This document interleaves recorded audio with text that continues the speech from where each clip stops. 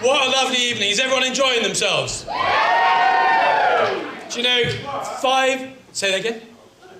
No? 5 generations of my family have lived in Peterborough. It's a really special city to me. And it is the home that I will live in for the rest of my life. I would die in. And so wherever I could be asked to be, nowhere is as important as this city to me. And to be also asked to Jezzy's Awards, having come last year, and see what it's about, made a difference to me. And so I want to share a little bit about that. If you can bear with me, 5-10 minutes, and then you can get on with the awards and the drinking and having fun, because that's what it's really about. But I am honoured to be here, firstly, representing the Lord Lieutenant and our King, King Charles. And in the county, the lieutenancy does that. The King, the royal family can't be everywhere at once. They can't do everything. So the lieutenancy is about being there to represent them. And that's about making sure that we recognise service, we recognise contribution, and we strengthen communities. And that's just what I've always been trying to do in and around Peterborough. So for me, why is Peterborough important? Well, 5 generations of my family have grown up here. Julia, my wife and I, moved away for a while. And then when our first daughter, 26 years ago, when we were pregnant with her, we said, where do we want to be? At the time, we had business in America, Australia, New Zealand, 18 European countries. And you know what? I thought, we could be anywhere. Where do you want to live, Jules? And when you really take that decision and you think, where have you got the roots? Where's important? Where have you got the community? Where are the people that will be around you when you really need them? The only place out of Auckland, Sydney, Melbourne, New York, Washington, all of the places we could live, Peterborough was where we decided to come back, set up home, bring up our children, build our business, and make our home. And some people love to hate on this city.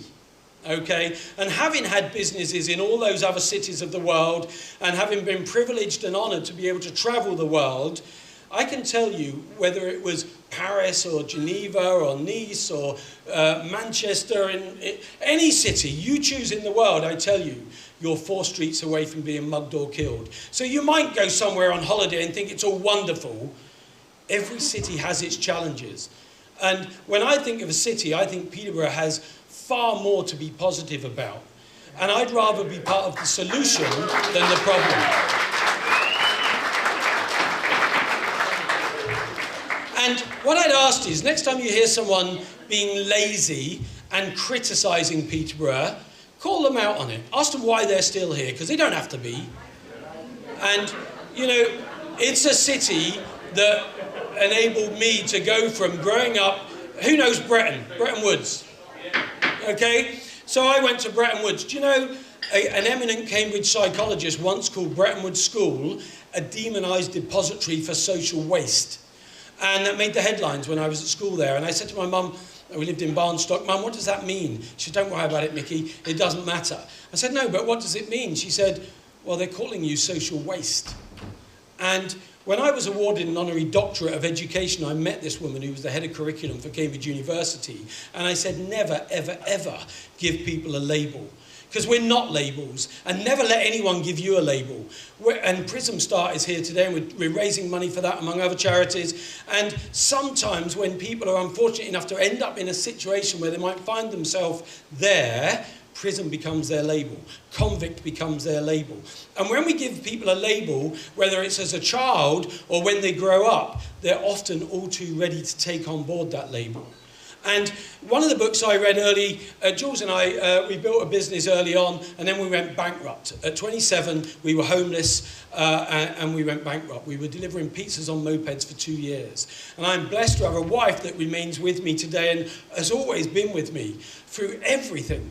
And when you find people that are there for you, and a city that you can grow up in, that becomes important. But what you need to remember is, I knew at that point I was not a bankrupt. I was made bankrupt, I became bankrupt, but that did not have to define me. And whilst we were delivering those pizzas, we couldn't afford a telly. We had a Mini with a hole in, so when we were driving it, you could see the road going under. It felt like your bum was about 4 inches from the ground. But you know, we couldn't have a telly, and the internet wasn't even invented then, or wasn't readily available. So I went to the library, and for the first time ever in Bretton Woods, the library wasn't somewhere where you went unless you wanted to be beaten up for being a geek. But I saw in this library this self-development area, and I thought I'd never seen that when I was at school. And so I then looked, and there was a book by Richard Branson. He wasn't a billionaire then, but he was already a millionaire. And I picked it up and I started reading it. And I realised that he had failed again and again and again, but he wasn't a failure. And it was a turning point for me because I realised I could fail, but that didn't mean I was a failure. And actually what I've realised is most of the most successful people in the world, financially, academically, sporting-wise, they have failed again and again and again. It isn't failure that defines you, it's your ability to get up and go again. So when someone gives you a label, it's your choice whether you take that on. Never choose to take on someone else's label. And when Jez talked to me about Prism Start and helping ex-offenders have another chance, it resonated with me for 2 reasons. One, my sister got 9 years for stabbing a guy, nearly killed him. Now, when she went to prison, we grew up in a family where violence was the go-to place. My stepdad was a Richardson. All he knew was violence. If he got angry, if he couldn't deal with something, he would hit us. Okay, I've been knocked out by him before. I don't want a pity party for that. It made me stronger. But what I realised in going through some of those things were people are going through those things all the time, okay? And my sister was angry and violent all the time because that's what she grew up in.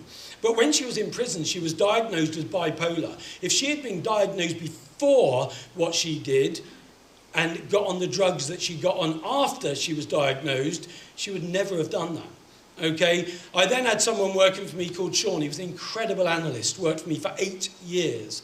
He had a chemical imbalance in his brain, a psychotic experience. Within a week, he killed his father, okay?